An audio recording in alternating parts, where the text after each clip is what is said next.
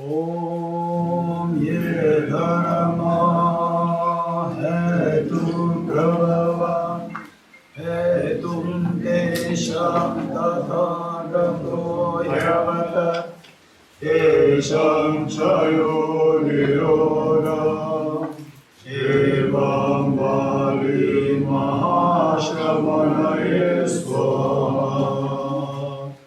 Om ye dharma hetu prabhava hetum desham tathagato yavata desham chayo niroda evam vali mahashramanaye swaha. Om ye dharma hetum prabhava hetum desham tathagato yavata desham chayo niroda evam vali mahashramanaye swaha.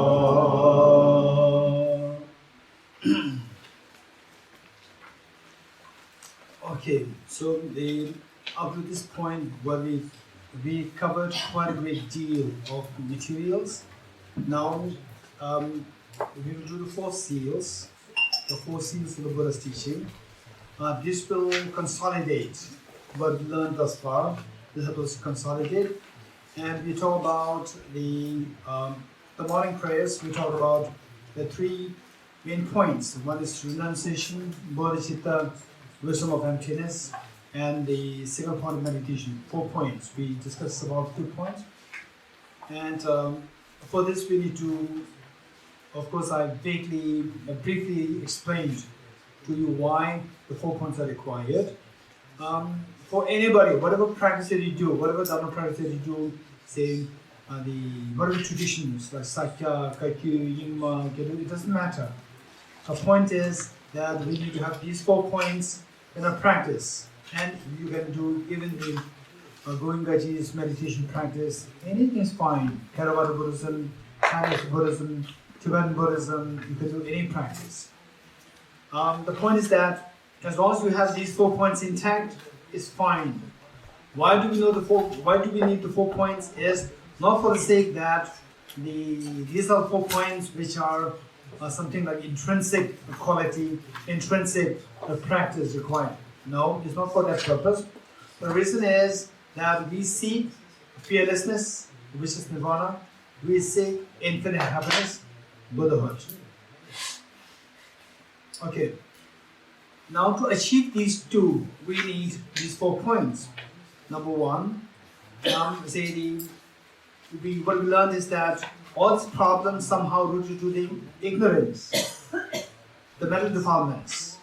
You remove the mental defilements, and then you don't have to meditate. You don't do any practice.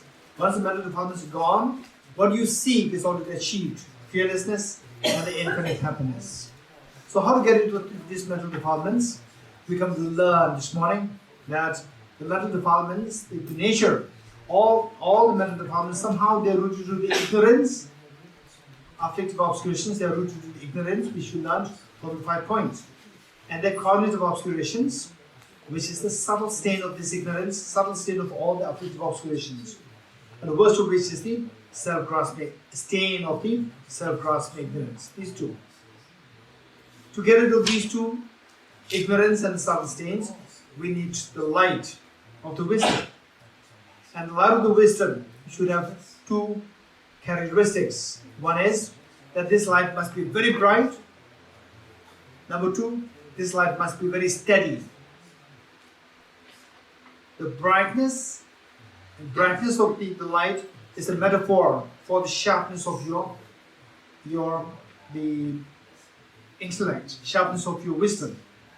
And the steadiness of this light is the metaphor for the single-pointed power. Now, power of your mind, the mental power of the single-pointedness, where you can maintain, you hold the object single-pointedly without straying, without distraction, and without laxity. So this is These are the two things required as the main instrument. It is for this reason that the Buddha and the great Indian masters, they mentioned that all the paths which the Buddha taught, these paths can be classified into two. One, the liberating factors and the ripening factors.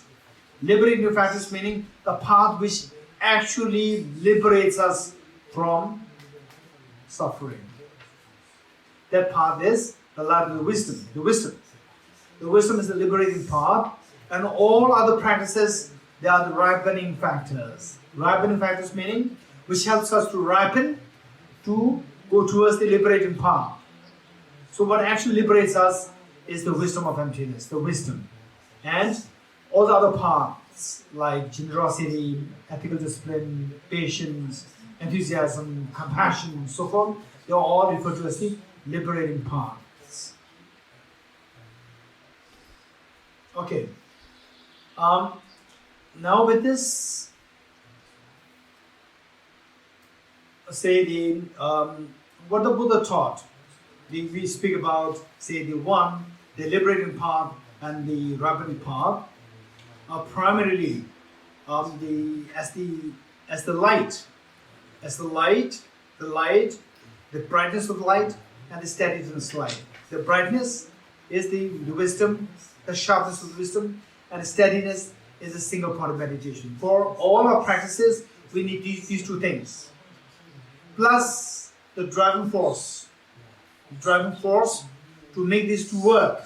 We need to have the driving force, the enthusiasm. Enthusiasm plays a very important role. And the enthusiasm, they say there are two kinds of enthusiasm. One is, okay, I want to be liberated. I want to get rid of suffering. One. And number two is that I want to help others. Two motivations are there. One, solely driven towards one's own personal interest, and the other solely driven towards the benefit of others. Two. For example, if you go back in time, 2,500 years ago, if you go back in time when the Buddha was still alive, just for information, because this is a very specialized class, and the Buddha's biography is twofold.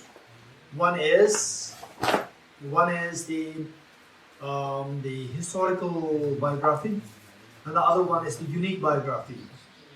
Historical biography is how we see the Buddha as an ordinary person, Prince Siddhartha, very ordinary person. From there, then he went in 6 years of penance and eventually became Buddha. So this is a historical biography. This is not the real biography. Then there's the other biography, which is the uncommon biography, which only the minor practitioners, they understand. Otherwise, the other historians, the Theravada practitioners, they all take the historical biography as very standard. So whereas we should know both the biographies. So this, if you look at the biography of the Buddha, so after achieving Buddhahood, then he goes for alms round, he goes to visit the places, give teachings. And teaching is not like so formalized as what we think now. Where the Buddha just sat on the seat and people come around, 2 people, 10, 20, sometimes 100 people gather. Then the Buddha taught, as simple as that. And then oftentimes when the Buddha was walking, then people, the simple peasants, the villagers, they see the Buddha as somebody who's very different, very compassionate, and you can see something very different in him, and see that, and then go there, approach him, and say, Venerable Sir, I have so much problem. You look so wise, so different. I have a problem. Please teach me how to solve this problem. So this is one kind of the people the Buddha met. Once in a while, out of like 20, 30, 40 people, once in a while, Buddha meet with some who said that My whole village has a problem. You seem to be so wise. Please help us, guide us as to how to solve this, the community problem. Okay, just tell me. My question to you is that of these people, which do you think is the majority of the people who approach the Buddha? Talking about one's own personal problems or referring to the problem of the community? Which do you think is more common? Personal, exactly. So, because of which the Buddha's teachings are classified into two groups. Teachings meant for personal liberation and teachings meant for the larger group, meaning the Mahayana teachings. Teachings meant for the Mahayana aspirants and the teaching meant for the personal interest. So the teaching meant for the personal interest came to be known as the Pradimokshayana or the personal liberation teachings, and the teaching meant for the larger group, people who are interested to help the community. For them, the Buddha taught the Mahayana teachings. So this is how the two teachings split into divisions. Now we see that of the two, what you said is that the people who ask for personal problems, come with the personal problems, they outnumber the people who the requests to solve the problem of the community. So because of which today we see that the teaching of the Buddha, which is classified into two. One meant for personal liberation, which is primarily what you find in the Pali language. And the other, the Mahayana teachings, primarily what you find in the Sanskrit language. Of the two, which remained since the time of the Buddha till today so alive without any loss, was the teaching in Pali language. Today came to be known as Theravada teachings. Theravada practice, Theravada teachings. Whereas the teaching meant for the larger interest of the larger community, Mahayana teachings, because the number of people who are taking interest in this is much less. So therefore at one point, it disappeared from the earth. It disappeared. And then in the 1st century AD, Arya Nagarjuna, he revived his teaching because it was left in the hands of some non-human beings. Non-human beings, which we call as the Nagas. So Arya Nagarjuna, because of his karmic connection with these Nagas and the karmic responsibility to revive the Mahayana teachings, he retrieved all these teachings. So, this teaching in Sanskrit, mainly in Sanskrit, is about the Mahayana teachings. So there it talks about not only liberation for oneself, but how to work to benefit other sentient beings. The aspiration is Bodhicitta. May I become Buddha for the benefit of all sentient beings. That aspiration, wanting to help all beings. So that is the enthusiasm. What we said is the main, to cut the poisonous tree, we need a very sharp axe. Sharp axe. Okay, the axe is there, sharp axe is there. This is like the wisdom. Although the wisdom is there, but this axe will be useful only if the poisonous tree is huge. In each one of us, we have the poisonous tree. What is that poisonous tree? Self-grasping ignorance, contaminant karmas, affliction, self-grasping ignorance, subtle stains, they are all within us. These are poisonous trees. We have to cut this, uproot this. For that we need the axe, very sharp axe. What is that axe? The wisdom. The wisdom with the stability. The stability, single-pointedness. These two things are there. Then the enthusiasm must be very strong to cut this poisonous tree so that I can benefit all beings. Enthusiasm must be very strong.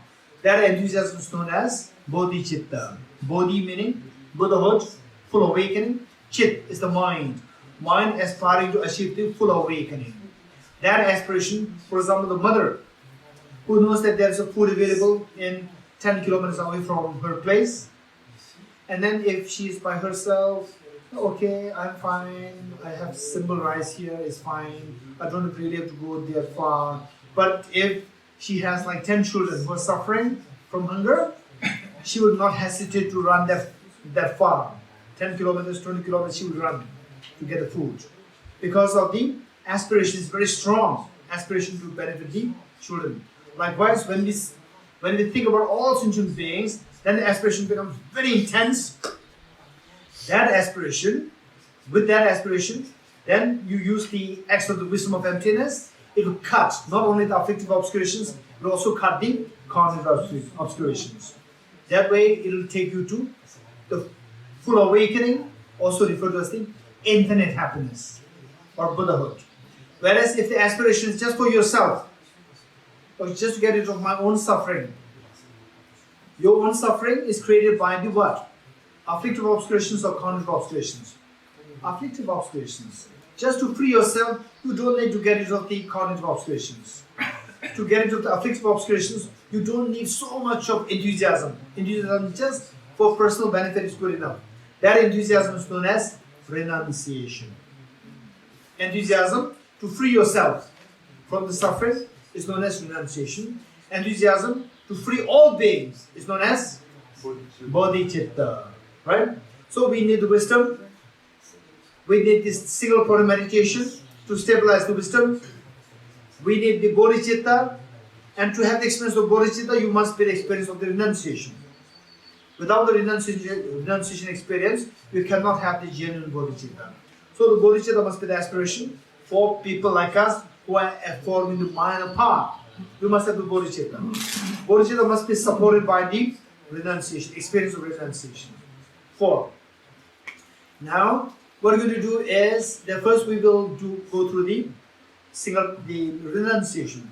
What exactly is renunciation? We start from there. For that, some of you are already familiar with what is known as Lamrim practice. The practice of the graded path. Lamrim practice. I'm not going to go into detail as of now. Later on, I may go into little detail. But as of now, say the renunciation is a practice which can be practiced in the same practice taught in different forms. One in the form of the Lamrim practice, and then also in this book you see the 3 principal aspects of the path. So there also renunciation is taught, and particularly in this text, the 3 principal paths, there Lama Tsongkhapa explains so beautifully how to generate renunciation. Then all these teachings, be it Lamrim, or the 3 principal paths, or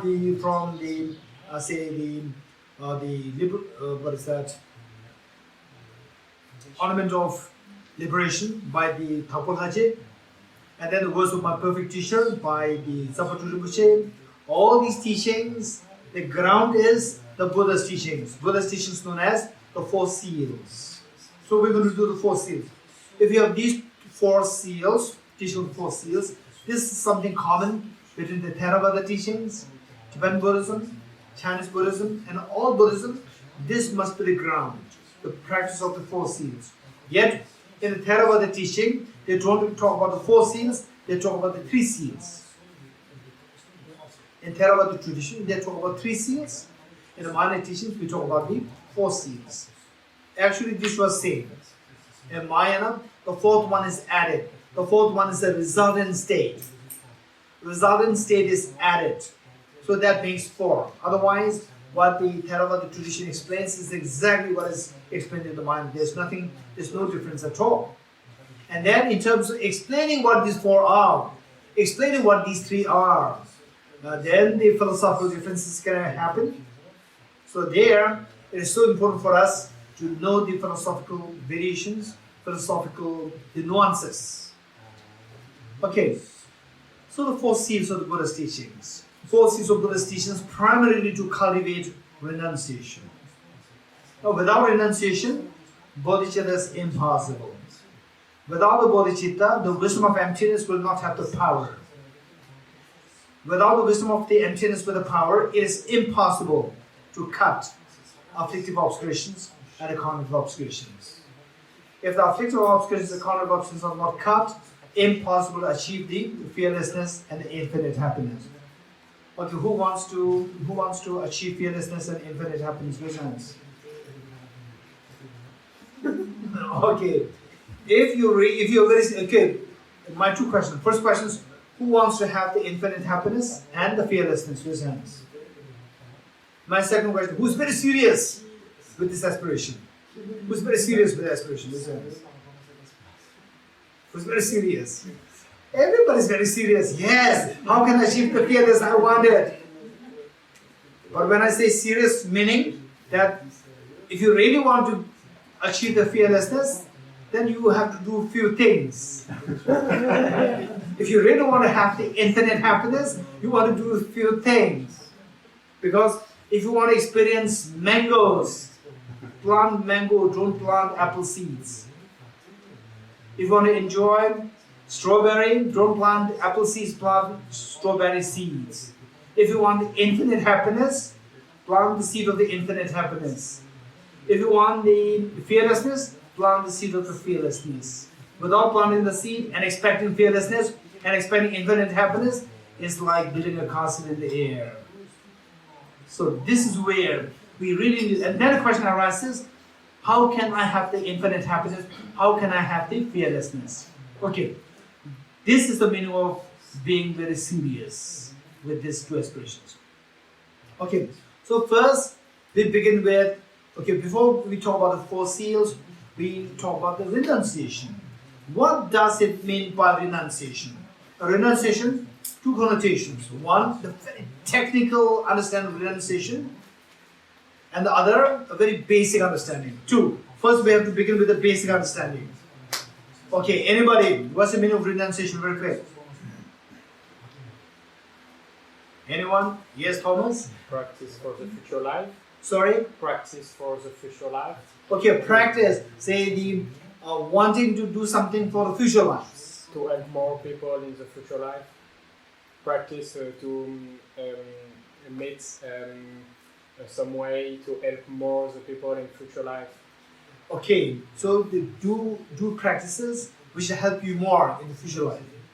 Very good. Okay, Maria. Le renoncement, c'est renoncer à la souffrance. Renounce suffering. Okay, let us not forget all the answers given by the audience. All the answers given by the audience. Let us pay attention to all these answers. You may not agree with some, you may agree with some. You may partially agree with some, you may fully agree with some. Just listen to them. As you listen to them, your mind constantly gets activated. As your mind gets activated, your thinking is more refined. This is how it helps you sharpen your thinking. Finally, our job is to get the X, the wisdom of emptiness. Wisdom of emptiness is so sharp, so refined that it is to be done with our own thinking. Don't expect some gurus to come, bless you, and then suddenly you have the wisdom of emptiness. Impossible. Wisdom of emptiness has to be acquired through your own thinking. Thinking must be very sharp, very sharp. For example, let's say hand, okay, my hand, okay, each one of us, when we were like 10 years old hand, our hand is so agile and it can pick up the very fine things like the needles also. Now, for 50 years old hand, pick up the needle is next to the impossibility. Right? And say when I was around age like 7, 8, 9, my father used to stitch something, so that he cannot really put the thread into the needle. He cannot. So he would give it to me, and I would do it very quickly. And he would be so fascinated. How come that you are doing so fast? I can't even see the whole day, right? And you are doing so fast. He's so fascinated. Now, I mean, my fetus, I can see the whole day. Right? Okay, so there what I'm saying is that, to really see emptiness, it requires such a sharp mind as the sharp eyes of the young boy or a young girl, age 10, 11, 12. That sharpness of the freshness of the eyes, the wisdom eyes is required to see emptiness. So, and luckily, our mental consciousness, we can sharpen it. Although we are already age 40, 50, 60, 70, we can still sharpen the mind in the process of analyzing, in the process of listening to other people, in the process of thinking, in what the other person said is not correct, in what the other person said is correct, partially wrong. In the process of you thinking, you are sharpening this mental consciousness. Okay, so let us all listen to what others have to say. Right? Okay, yes, Maria. Oui, je disais que renoncer à la souffrance et à toute souffrance, même la plus minime qu'il soit. So it's the wish to escape any kind of suffering and the very least, until the very least suffering. Okay, so what is renunciation? Maria is saying to renounce the suffering, even the tiniest of the suffering. Very good. Shah? Le renoncement, c'est de renoncer au plaisir samsarique qui est source de désillusion et de souffrance. To renunciate the samsaric pleasures which are a source of illusion and Suffering. suffering. Okay, renounce the samsaric pleasures, which is a source of illusion and suffering. Okay, very good. Anybody else? Yes, over there. To renounce to look for happiness outside. To renounce? To look for happiness outside. Okay, to renounce the habit of looking for happiness outside. Very good. It's a strong wish to get free from suffering and the cause of suffering. The strong wish, the aspiration to get out of suffering and the cause of suffering. Very good. Anybody else? What do you understand about renunciation? Yes, or?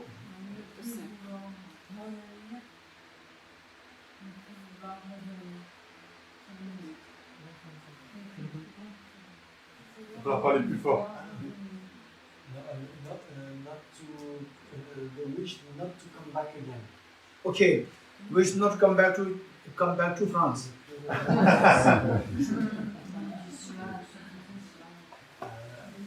that kind of life that we have. Okay, the life that we have is good, right? The life that we have is good. To have group discussions, to have teachings, is good. No? To practice compassion. No? What? Okay, anyway, so what Oda is saying is that what she means is that the kind of the miserable life that we go through. This is what she's saying. Okay, not to come back to such a state. Anybody else? Last chance? Attachment. To renounce the attachment. Very good. Anybody else? Okay, there are so many versions of renunciation, right? Okay, in a loose sense, what I would say is that all what you said is correct. All what you said is correct, but I'd like to share with you two versions of renunciation. One is I wouldn't say superficial. I say what is more conventionally understood as a renunciation. How conventionally people understand as renunciation. Then number two is the very technical understanding of renunciation. Technical, very precise understanding of renunciation. Technical meaning, very precise understanding of renunciation. The precise understanding of renunciation, we'll come to understand it only after being introduced to emptiness concept. Okay. Oftentimes, people come with the feeling that, renunciation. Renunciation means to renounce your happiness. This is how many people understand it. To renounce their happiness.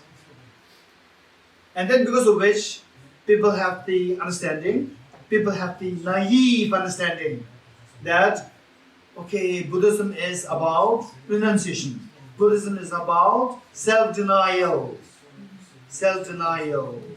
Right? Okay. The moment somebody goes into the Buddhism, right, then the other people, otherwise your friends, they would be a little hesitant to contact you. Okay, now you're in Buddhism, right? You cannot come to parties. You cannot come to the good cars. You cannot come to our birthday parties. Are you allowed, not allowed? this is so weird understanding, very naive understanding of Buddhism. And then many people, they also behave like this. Yes, I'm into Buddhism. Earlier, so presentable. Now coming to Buddhism, the earlier very presentable. Now they turn out to be very shabbily dressed. I'm into Buddhism. Earlier very nice looking. Now very shabbily dressed, even not taking bath. Very shabbily dressed. This is Buddhism. This is this is a total the naivety, total misconception of what Buddhism is. This is a total misconception. It's a very naive understanding. In fact, last year we organized a conference on Buddhist science, Buddhist philosophy, and the physics, quantum physics in Assam, in India, northeast of India, in the university settings. And then we invited many young university students. And after the conference, many of the students, they gave their feedback in the public. Some of them said that impression Buddhism that we had was Buddhism is a nice religion, very kind religion, very tender, passive, tender. Coming to this conference, I was so fascinated that Buddhism talks about quantum physics, and Buddhism loves to talk about the parallels between quantum physics and Buddhist philosophy and Buddhist psychology with neuroscience. This is something which we could not believe. It's amazing. So this is what many of the people, they start to get the new impression of what Buddhism is. Buddhist teachings, it is not at all to be understood the way many people understand it, as very naively seeing Buddhism as a self-denial like this. And even the people who go to Buddhism, they also behave like this. So I always tell the people, when they come to Buddhism, and then they say whether Indians, Westerners, the Tibetans is fine. They're born as a Buddhist. But those who are not born as Buddhists, they come to Buddhism. I say that, okay, you look so nice. Stay like this. Right? Don't come with the shabbily dress from tomorrow onwards. Right? So you come as a very presentable person. Okay. So in this connection, I'll also tell, and some people, they come into Buddhism, and with coming to Buddhism, then they also turn towards vegetarianism.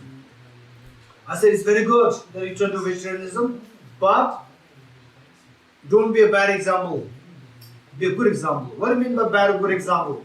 That you become vegetarian, and then okay, now there's no point in eating food, right? The food has no taste. It's vegetarian, it's like grass.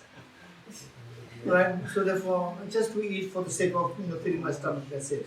And then your health declines. Your health declines, you don't take care of the nutrients, you don't take care of the proteins, vitamins, minerals and so forth. You just eat something, you neglect your health, and you're hospitalized. Then people will say that, hey, don't become vegetarian, look at this person. Right? You become a right example, role model for people not to become vegetarian. Right, look at this. This person, when the person was non-vegetarian, the person who used to be very strong, healthy, become vegetarian, now he's hospitalized. Now looks so frail, so sick, always becoming sick, always allergic to this, that, and so forth. So, if you turn towards vegetarianism, be a good example, which means take care of your diet. Make sure that you take nutritious food. Make sure that you don't neglect the nutrients such as proteins, vitamins, minerals, the fats, whatever required. Make sure that you don't neglect these things. Be a good example of the vegetarianism. One. And then when somebody enters into the Buddhist teachings, make sure that you understand it properly. Be a good example. Okay. So this is what I'm saying is a renunciation. So all these misconceptions are coming into being Because of the misconception of the renunciation. Can you make it a little louder? Can you hear? Is it louder? Can you make it a little louder still? Okay, that's better. Because I can see that I'm exerting energy so much. Louder, then I'll automatically not exert energy. Thank you, and Sophia. Okay, so what I'm saying is that renunciation. Misconceptions come to being on the basis of the understanding of renunciation. Renunciation means to renounce the happiness. If this is how we understand it, then people interpret this as a self-denial. Okay, what should be the meaning of renunciation? What should be the meaning of renunciation? Don't make it too complicated. It's very simple. Just ask yourself, majority of the people who come into more seriously into Buddhism, how did they come into Buddhism? How did they come into Buddhism? Just begin from there, you will get the meaning of renunciation. When you go to Buddhism, how did you come? Each one of you. Whereas majority, oh, I have so much of happiness, I don't know how to get into my happiness. Buddhism, please teach me. Kalachakra Center, please teach me how to get into my happiness. Okay, how do you came to Kalachakra with this feeling? I have so much of happiness, I don't know how to get into the happiness. Please teach me how to get into happiness. Raise hands, how many of you come to Buddhism with this attitude? No. Which means that renunciation is not to renounce your happiness. If you came to Buddhism with the belief that, with the aspiration that, oh, please teach me how to get rid of my happiness, then the renunciation means to renounce your happiness. Whereas this is not how you came to Buddhism. You came to Buddhism with a feeling that I have so much of problem. Please teach me how to relinquish my problems. Please teach me how to renounce my problems. Please teach me how to get into my problems. This is how we come to Buddhism. So Buddhism should teach you how to get rid of suffering, not to how to get rid of happiness. Right? In the first place, we don't really have happiness. We're so poor with happiness. We're so rich with suffering. Right? So Buddhism, because you come to Buddhism with the aspiration that it should teach me how to get rid of my suffering, Buddhism should teach you how to get rid of suffering. Instead of teaching you how to get rid of suffering, if they teach you how to get rid of happiness, this is not the real Buddhism. Buddhism must teach you how to get rid of suffering. So, renunciation means to renounce the suffering, not renounce happiness. Don't forget it. Renunciation means to renounce the suffering, not to renounce the happiness. Don't forget it. The next, how to renounce the suffering. Then you become a wiser person. You become a wiser person. To renounce suffering, we need to understand the reality of the world, the reality that the suffering does not arise randomly. Suffering arises through causes. Ye dharma hetu prabhava. Mantra which we recited the morning. Ye dharma hetu prabhava. These phenomena, particularly phenomena of suffering, they arise from their causes. What are the causes? What are the causes of suffering? Hey, tell me. What are the causes of suffering? Hey, tell me. Raise hands. Raise hands, raise hands, raise hands, raise hands. Over there. Attachment. Yes. Martin. Ignorance. Yes. Self-grasping ignorance. Yes, Mary. Je crois qu'il y a la saisie du soi. Self-grasping ignorance. Karma. Karma. Karma or the uncontaminated karma. Negative karma. Huh? From negative karma. Contaminated or non the uncontaminated karma? Contaminated karma. Very good. Let us be very precise. Right? Right? Okay. Let's say that. What made you sick? Food made me sick. Don't say food made me sick. Food will not make you sick. Stale food will make you sick. Food made me sick, then you don't eat food. You die. Right? So let us be very precise. Don't say food made me sick. Say what? Poisonous food made me sick. What is the cause of suffering? Don't just say karma, say contaminant karmas. Very good. What are the causes of suffering? Gross afflictions. Gross afflictions, very good. Anybody? Desire, very good. Exaggerating the qualities of the objects. Okay, exaggerating the characteristics of the objects, very good. Okay, in other words, yes, L'égocentrisme. Self-centered attitude. self-centered attitude. Okay, very good. Okay, did you hear something new here? Self-centered attitude. There's a difference between self-grasping ignorance and self-centered attitude. That's why we did not talk about the self-centered attitude. Now Maria is bringing up this self-centered attitude. This is a very important point. Self-centered attitude. Okay, let us not forget what we learned of the 5 points from Arya Nagarjuna's text, which says all this samsara arises from contaminated karmas. Contaminated karmas arise from D'affliction. gross afflictions. Gross afflictions arise from Des graines. inappropriate attention.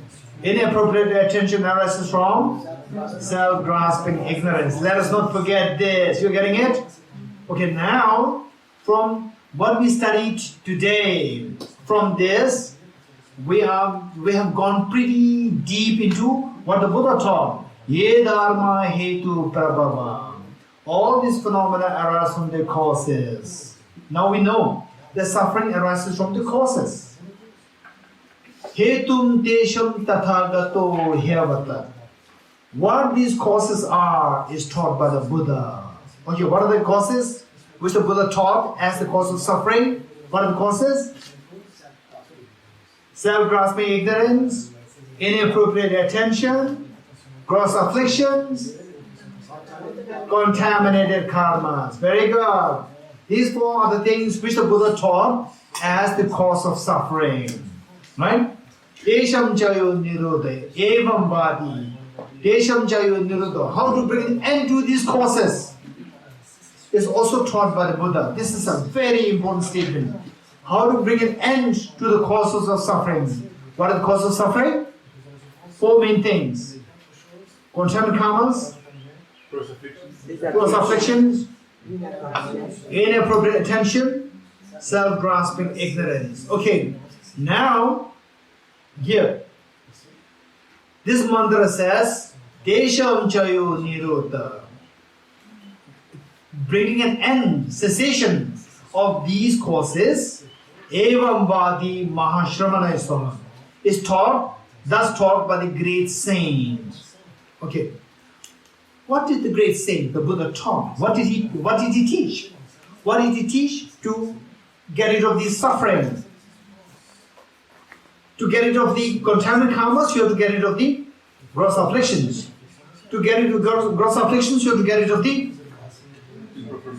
inappropriate attention. To get rid of the inappropriate attention, you have to get rid of the self-grasping ignorance. To get rid of the self-grasping ignorance,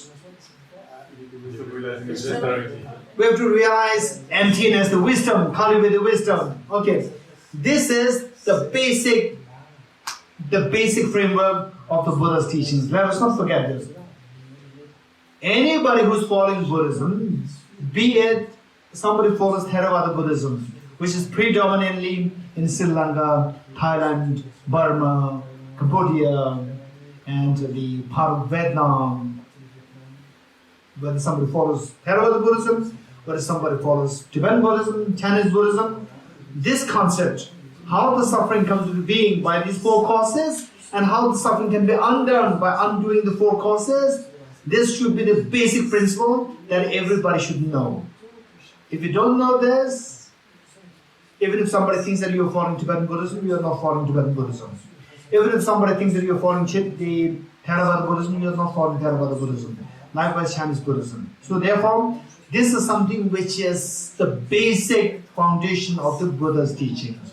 Without this, no matter what practice that you are talking about, very sophisticated the practices, you may talk about such things, but you don't have the ground.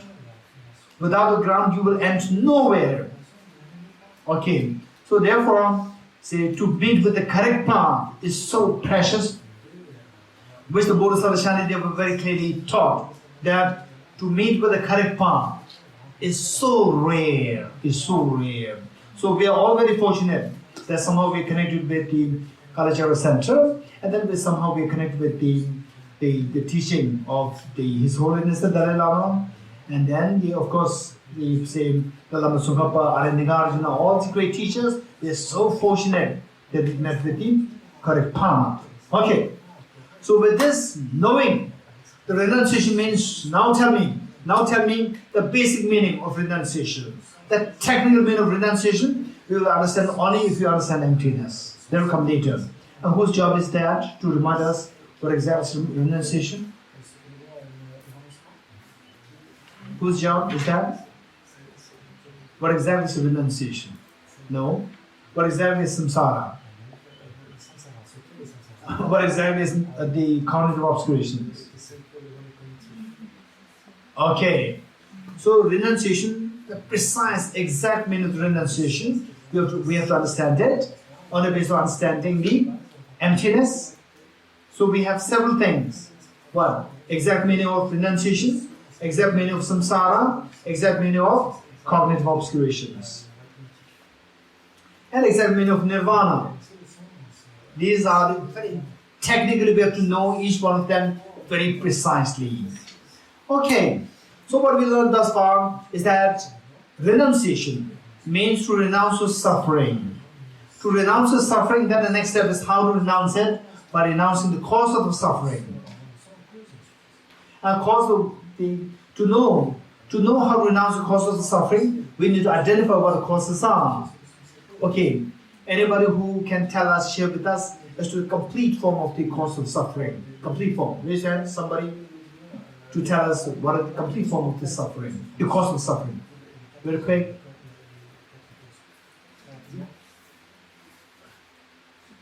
Here, Dominic. Karma contaminé,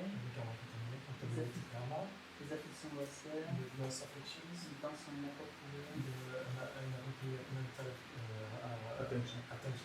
l'ignorance qui saisit un Amazing. Okay, after leaving Kalachakra Center, don't forget these. Right? After leaving Kalachakra Center, after retreat, don't forget these points. These points, for the time being, if somebody is to explain what Dominic explains, is very precise. Very good. Okay, now, one thing I like to quickly share with you, very important, is if to really experience the fearlessness, we all said that we are very serious to achieve fearlessness. How many of you are serious with that? Raise hands. Okay, we are all very serious. If we are very serious, what we should be doing is that we have to understand, we have to get rid of the final cause of the fear. Final cause of the fear is self-grasping ignorance. The final cause of the fear is self-grasping ignorance. You have to get rid of this.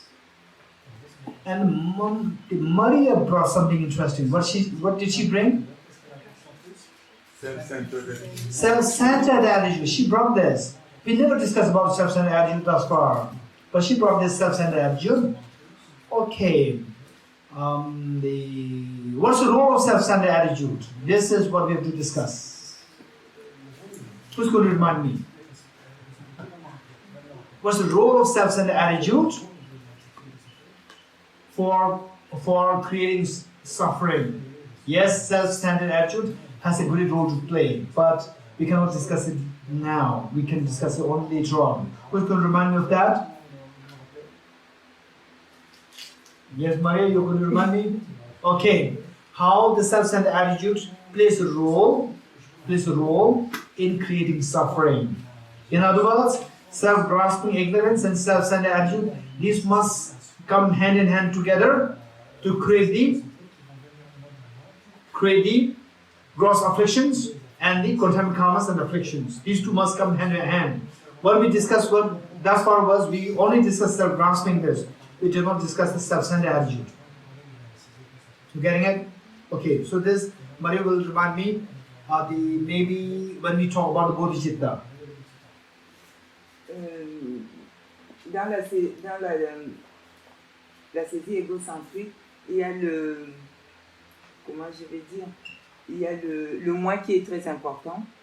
Donc, il y a des choses que j'aime, il y a des choses que j'aime pas, il y a des choses que je suis neutre complètement, mais comme vous avez dit la dernière fois, par exemple, quand il faut monter dans une voiture, tout le monde a envie de monter et tout, mais moi, il faut que je monte la première et tout ça, donc c'est moi, il ne faut pas que je reste parfait.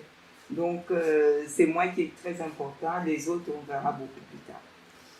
So in that case of the self-centered attitude, the me, the sense of I, me is very strong, and because of that, I like this, I dislike that, and when we want to climb in a nice car, I want to be the first, and the others are secondary in this case. Okay, good. But Maria has to remind me later to precisely how the self-centered attitude works with the self-grasping ignorance, and thus creates all the gross afflictions, contaminant karmas, and so forth. So Maria is going to remind me. There must be assistant to Maria. Who's going to be assistant? Maria's assistant. Anybody? Tashila, you already have another responsibility, right? You don't have any responsibility. Okay, so Tashila is going to be assistant of Maria. Two of you, your job is to remind me how. What's the question?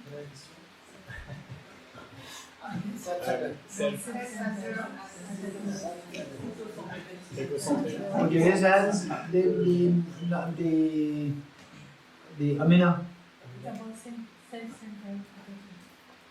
Amina is like a journalist. It's just one word. No, I don't understand that. Make it very complete. Anybody? And Sophia? It is the role of self-centered attitude combined with self-grasping to make suffering. Yes, very precise. Thank you. What is the role of self-centered attitude in combination with the self-grasping ignorance? Gives rise to all the gross afflictions, then contaminant karmas, eventually suffering. How the self-centered attitude plays a role there? This is a question. Maria and Trishit Bajila, two of you should not forget that. If you can note it down, otherwise you will forget that. Okay, good. Now with this, what we learned is that finally, to get rid of the suffering, to renounce suffering, renunciation, to renounce suffering, we need to say, first we will say, we have to, renunciation means to renounce suffering. The next question is, how are we going to renounce suffering? Sufferings, okay, that's good. I'll give you one anecdote, then we'll stop here, 6 o'clock. Okay. Say I'll give you a clue, and you have to give me advice. You have to advise me. I'm seeking advice. What is advice that I'm seeking from you? For that, you have to first listen to me. I live in Delhi. How many of you know that? I live in Delhi, seriously. Okay. Then I live on the 3rd floor. I live on the 3rd floor. That's also true. I live on the 3rd floor. Don't forget. All these I'm giving you a clue. And in the month of May, June, July, the weather is terribly hot. 46 degrees centigrade. Sometimes 47 degrees centigrade. Okay, I live on the which floor? 3rd floor. Somehow my house, there's so much moisture, because of which I have now it is not a true story, I'm making up the story. I have a asthma problem. Because of the moisturous house, moisture in the house, I have the asthma problem. Asthma problem is very serious. I don't want the asthma problem. What advice would you give me? Raise hands. I don't want the asthma problem. Okay, doctor is there. Okay. Okay, doctor don't say anything. Doctor, say later. Okay. I want some advice. Fine, I don't want the asthma problem. What advice would you give? One. Move out. Change the house. Very good. Moi, je vais chercher. Listen to all the advice given to me. What's the first advice? Move the house. Je vais chercher l'origine de l'humidité qui me donne de l'asthme. I'm trying to find the origin of the moisture that gives me asthma. Okay, very good. Okay, very good. Il faut voir le court terme et le long terme. C'est-à-dire, Distinguish the short term and the long term. Say it again. We have to distinguish the short term and the long term. Yeah. le short terme, c'est le traitement de l'asthme pour que vous puissiez respirer. Et le long terme, c'est éviter la pollution. The short term is to deal with the asthma, to treat, and the long term is to avoid pollution. Okay, avoid the pollution, avoid the moisture. How to avoid the moisture? Comment est-ce que je peux passer la moisture? To pray, it's simple. Huh? You have to pray because New Delhi is the heart of the samsara. With the pollution. To pray, please remove the samsara, please remove the pollution. Okay, the Thomas? Yeah. Go Yes. around the world to see us during this period. Say it again. Go around the world to see us during this period. Okay. Okay, come to France 3 times. Okay. You buy air conditioning? Okay, dehumidifier. It's not an air conditioning, it's dehumidifier to remove the moisture. Okay, to buy dehumidifier. Very good advice, thank you. I did not know that. Okay, Laura? Practice contentment. Practice? Contentment. Oh, how? First come in, then the asthma will go away. Wow, that's amazing. Practice contentment and then the asthma will go away. Oh. You'll be fine with it. Huh? You'll be okay with it because you'll be content. No, I mean, finally, asthma, I told you that be very realistic. Asthma can kill you. Right? Your life is so precious. Buddha taught, your life is so precious. Buddha is very realistic. Buddha did not say it's just your thinking because you are, okay, I'm very hungry. It doesn't matter, you will die, it doesn't matter. Don't say like this. Your life is very precious. Don't say that, oh, contentment, no hospital. His Holiness the Dalai Lama is very practical. If you say, if you ask His Holiness, please pray for me, I'm sick, His Holiness will say that, yes, I'll pray, do this puja. He will never say this. He will say, go to hospital. He's very practical. The Buddha is very practical. Be very practical. The Buddha's teaching is very realistic in nature. Be very practical. Your life is so precious. Don't forget it. Okay, what are the advice? I know Tashila will give the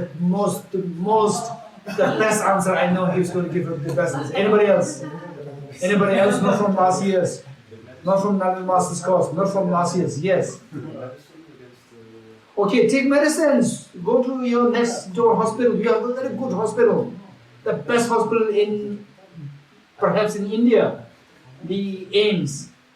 Right? It's just very nearby you. Go to the hospital. Okay. Yes. Treat the walls of the house. Huh? Treat the walls of the house. Through the walls of the house. Some isolation or something like that. Okay, put some isolation, say the waterproof Yeah, something that the waterproof plaster. perfect. Yeah. Good. Anybody else? Sorry. Anybody else? Any more advice? Yes. Faut avoir sa ventoline à l'autre soir. Like your ventilating with Okay. Okay. Okay, it will relieve me. Okay, very good. So kind. Thank you. Thank you. Any more advice? Maybe all? Any advice? No advice. You're not kind. the other quote? No advice? Okay, Rosia, before you leave? No, you don't want to advise me. Huh? You said, remember, Already the advice, lots of advice given. So I don't need any extra advice. Okay. Yes, Daniela. you said, remember that I'm living at the third floor. Then someone was talking about the walls. Maybe you check the ground floor, the first floor. Okay, so Daniela was very keen that clues are given. Third floor, right? Third floor, there must be reason there. Very good, Daniela, thank you. Okay, now, Trashila, what advice would you give? Like for sick doctor, the temporary solution is to seek the doctor. Then the last thing, the thing is that this something comes from the contaminated problem. Okay, first for temporary, the temporary solution and the immediate measure and the long-term measure. Immediate measure, go for treatment. Yes. Then the long-term measure, purify your negative karmas. Okay, which means that I have to go to the doctor, number one, and I have to do a purification practice. Very good. The doctor's advice. Perfect.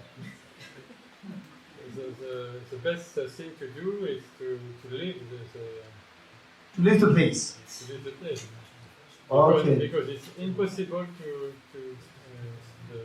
d'enlever l'humidité dans des conditions pareilles. Because it's quite impossible to get rid of the moisture in that condition. Okay. Okay. So I should leave the place. Very expensive. To leave the place is very expensive. And on top of that, I have so many books, very heavy books there. So I have to bring down. Right? C'est vraiment très mauvais pour les livres aussi. Hein, Moisture is also very bad for the books. Sorry? Moisture is also very bad for the books. Yeah, that's true. Yes, I agree with you. I agree with you. And then your name? Right above Virginia? Your name? Yes, her name. Yes. Yes. Okay, Virginie. Yes. Okay, second Virginie. So Virginia said that you buy a what? Aircon or dehumidifier? Okay, so a dehumidifier. So she wants me to buy dehumidifier. Okay, dehumidifier is fine. And dehumidifier, when it breaks down, again I have to call the technician. Technician will say, I'll come you tomorrow never comes. Right? It's a problem, big headache. And so I did not really get a good advice from you. Okay, yes, Maria gave me good advice. What advice did you give? Moi, j'ai dit qu'il faut trouver l'origine d'où vient l'humidité et puis enrayer cette origine et voir après si on n'a plus de l'asthme, mais en principe, oui. Mais, okay, now tell me. So if you check, what do you think you will find? mais ça peut être de l'eau et tout ça, mais cette origine de l'humidité. Okay, so let's see how. Imagine that we follow the advice given by Maria, and then instead of moving the house, it's very complicated. Very complicated. Number one, very expensive. You have to pay so much extra money, and then moving all the books down. Okay, very complicated. And then to buy the dehumidifier is a good idea, but then it's also a very short-term plan. And go to the doctors, again come back, the moisture is still there. Going to the doctor, moisture will not go away. Right? And then what, inhaler? Inhaler, I inhale it, I take the inhale, moisture will still be there. Right? When the inhaler breaks, again I'll suffer. So if you follow the advice of Maria, okay, Gisela, don't hurry, no hurry, don't move your house. Right? Don't buy the dehumidifier very quickly. Don't move the house. Right? Dominic advised me to move the house.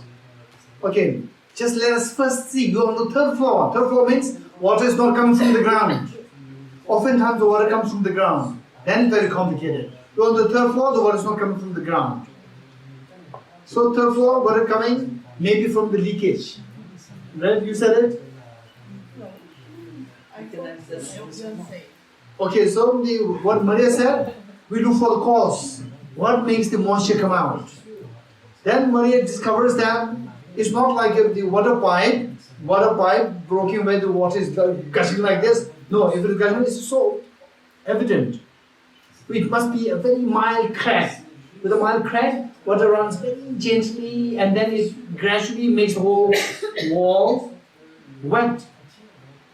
So you find this, the Maria discovers this crack there. And then she goes to buy glue. Glue for €2. €2 glue, she'll buy it and fix it, finish. The house will become dry. My asthma will be over. I don't have to move the house. I don't have to buy the dehumidifier, which is very expensive. Right? I don't have to take this poison. There is a poison, right? It is okay. And then I don't have to pray. Praise purification. I don't have to do that. Right? I don't have to do that. So my problem is over. You're getting it? So the point is that when you have a problem, we must be, the wise people should track the cause of the problem. So solving the problem, there are two. One is treating the problem symptomatically. This is the medical term. Treating the problem symptomatically. Just because there's the moisture there, you run away from this.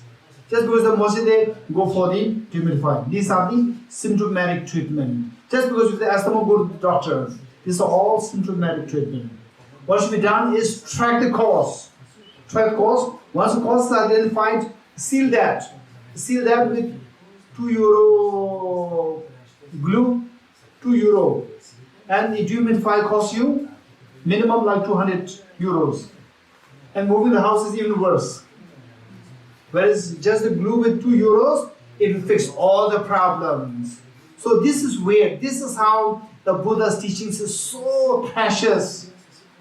The Buddha is so practical. He teaches us how to be realistic, how to practical, how to use your common sense.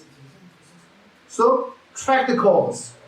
Tracking the cause, then renunciation means to renounce your suffering. To renounce the suffering, you have to know how to renounce the cause of the suffering. Okay. So this is how then the teachings of Buddha make total sense to us. We have to renounce the cause of suffering. Then the question arises, what are the causes and how to renounce them? What are the causes? Hey, what are the causes of suffering? Contaminated karmas, gross afflictions, inappropriate attention, and the self-grasping ignorance. Okay. So we see that even the causes, cause of suffering, there are many layers. So finally, if you don't want to have the suffering altogether, what should we do? We should remove which cause? The final cause. Where is the final cause to be exterminated? Self-grasping ignorance. Very good. Okay. Now, one thing which is so important for us is okay. Like what we experience. How many of us identify our negative actions? Contaminated actions. How many of us we can identify the contaminated actions that we engage in?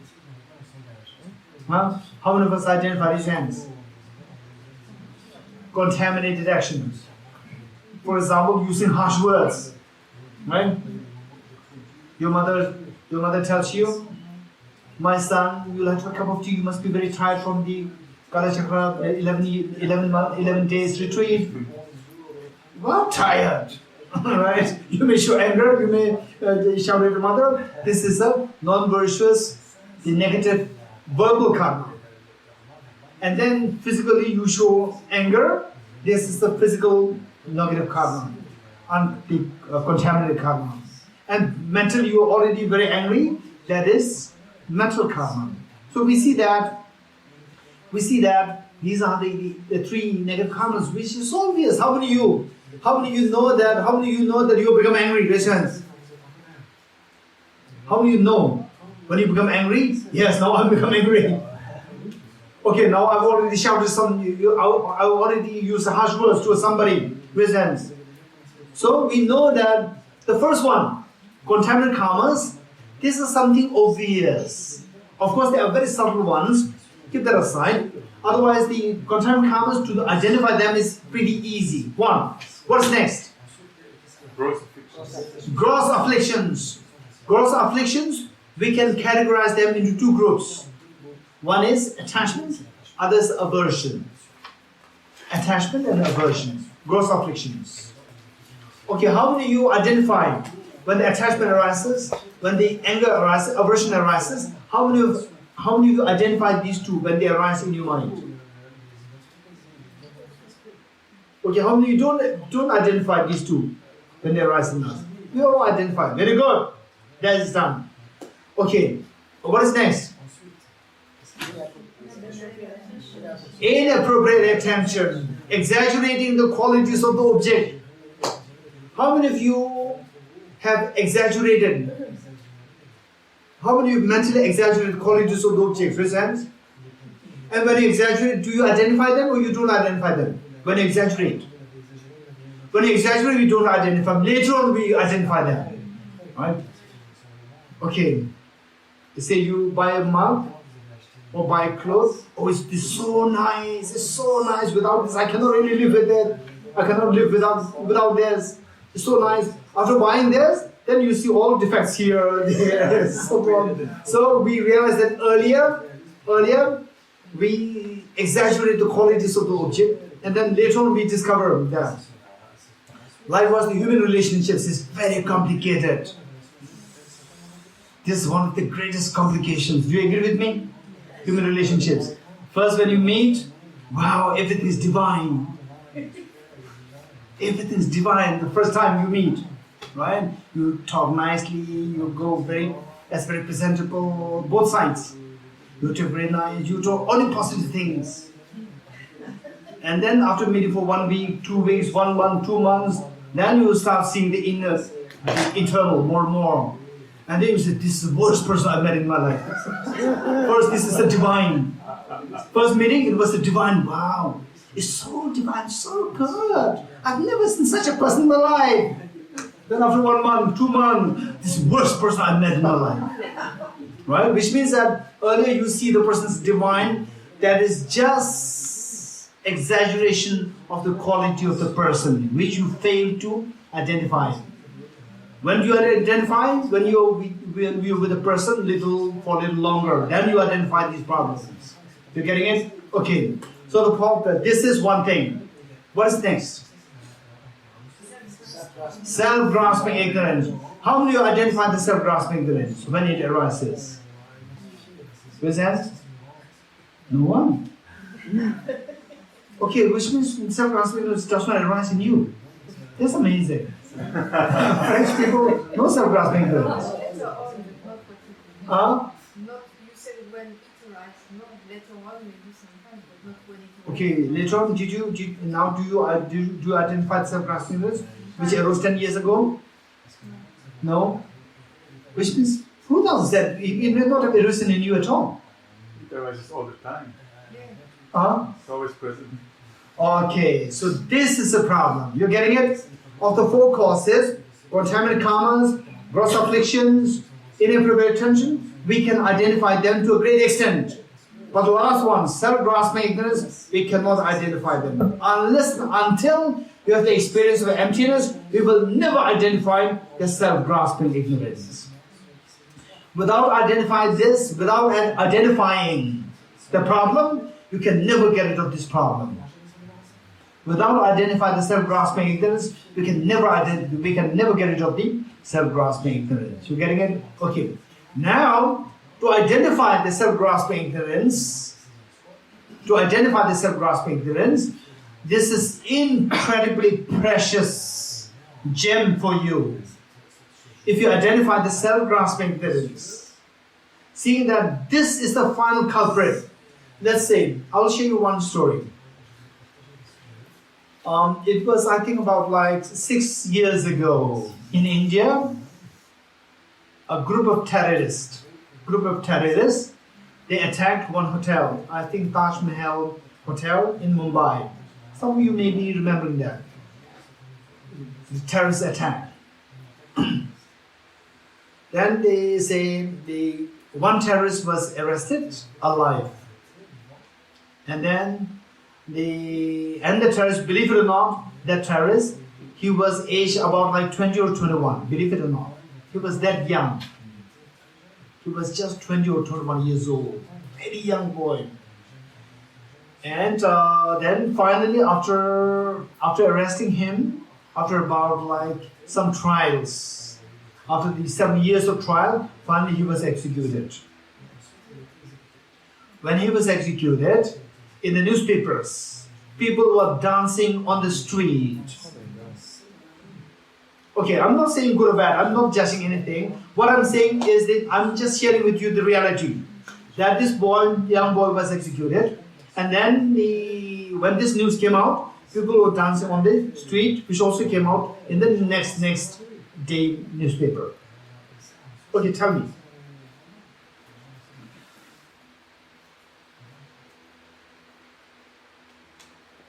How? Tell me, what is your opinion? What makes this boy, 20 years old boy, go into this act of terrorism? On his own? Or brainwashed by somebody? Brainwashed by somebody? Right? For sure, brainwashed by somebody. For sure. How brainwashed? If you do this, even if you die, you will meet with the God. This is how they are brainwashed. You will meet with the God. If this is how you meet with the God, why don't this mastermind go there himself? He's not doing it. He doesn't want to meet with the God. And he wants the younger ones to meet with the God. Right? This is how the people were brainwashed. Which means that this young boy, so innocent. He was simply brainwashed. He died. He was executed. So, what is there for people to rejoice in this?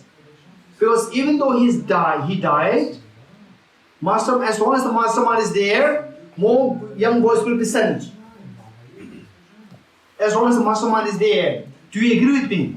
As long as the mastermind is there, more and more young boys will be sent. For him, it doesn't matter if he lost the young boys, it doesn't matter. The more young boys, again he will brainwash them. He will continue to send them. Right? Wise person should be rejoicing only if the mastermind is got rid of. Then the problems will stop.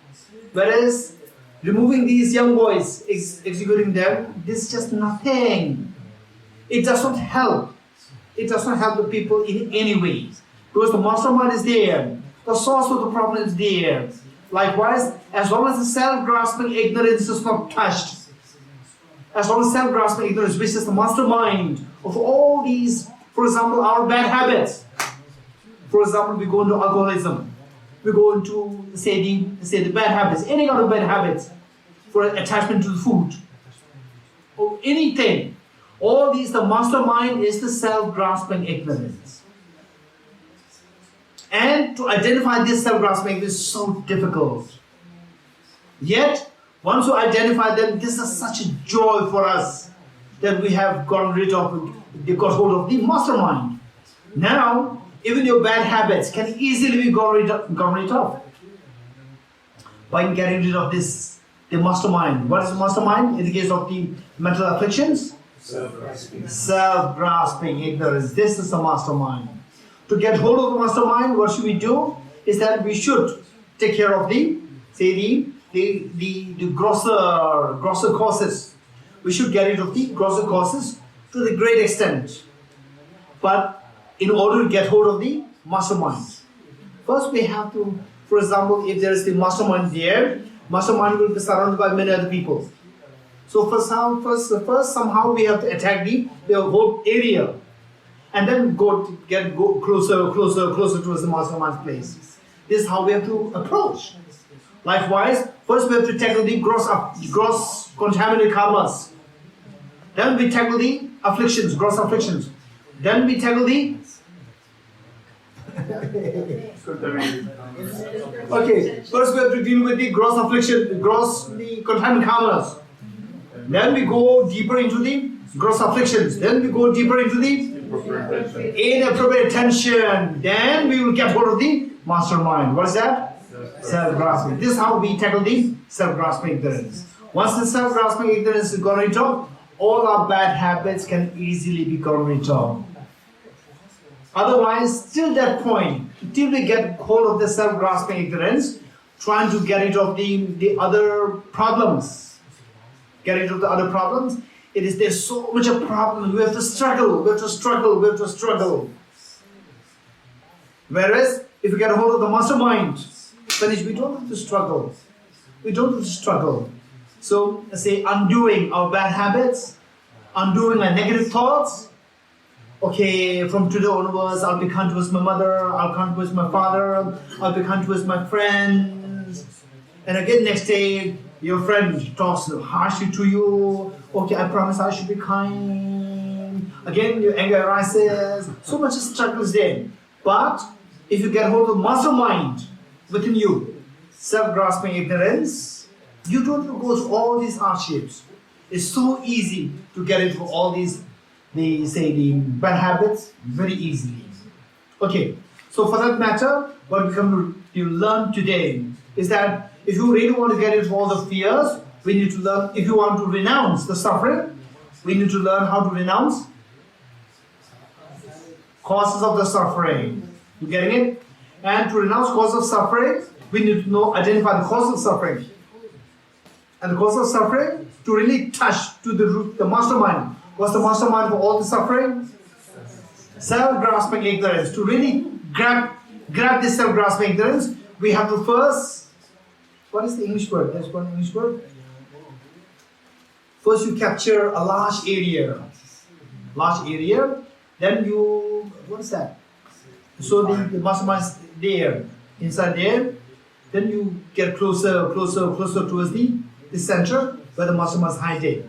Then you get hold of it. This one English word. Huh? Consolidate. Okay. There's another word. Okay, it doesn't matter. So this idea, going closer. Sir, first we have to tackle the contaminated karmas.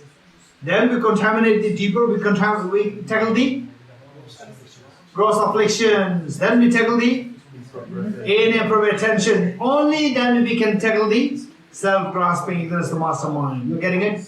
Okay, we'll stop here.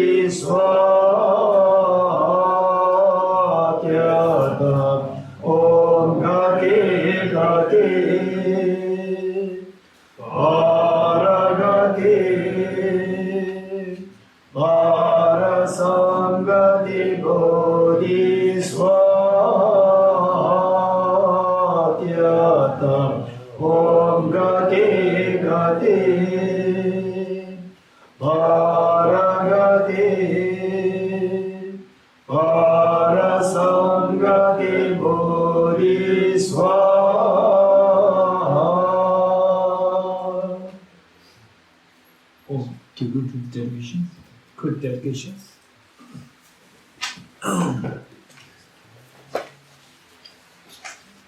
English on page 284. English, page 284.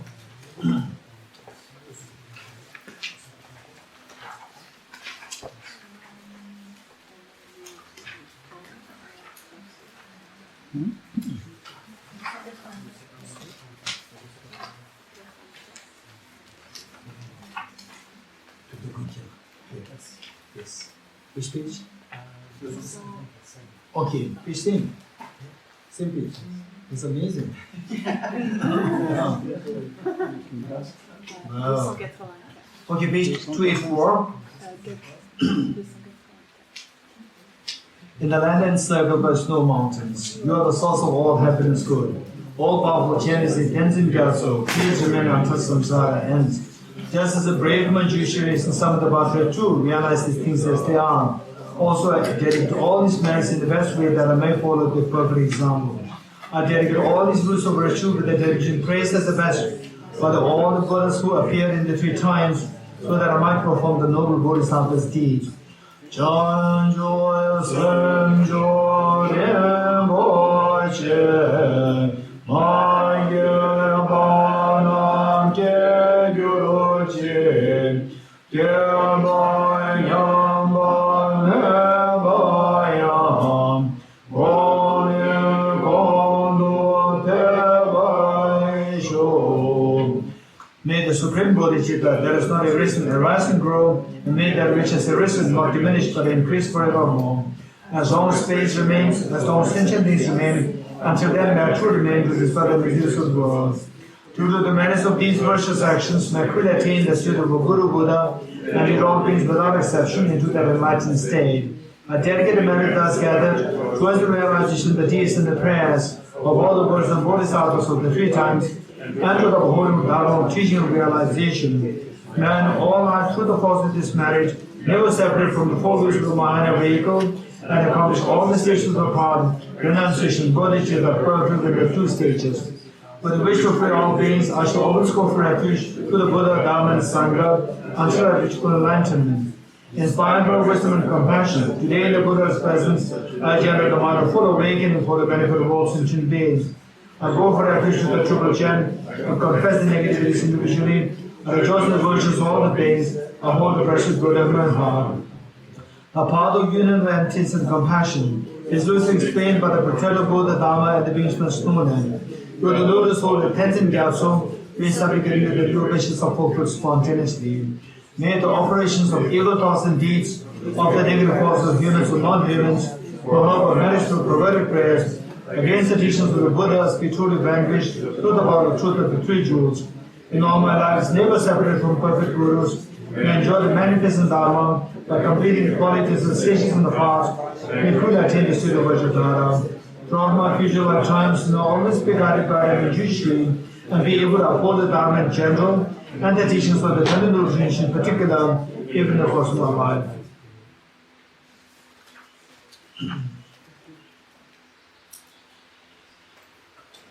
Okay, 3 prostrations together.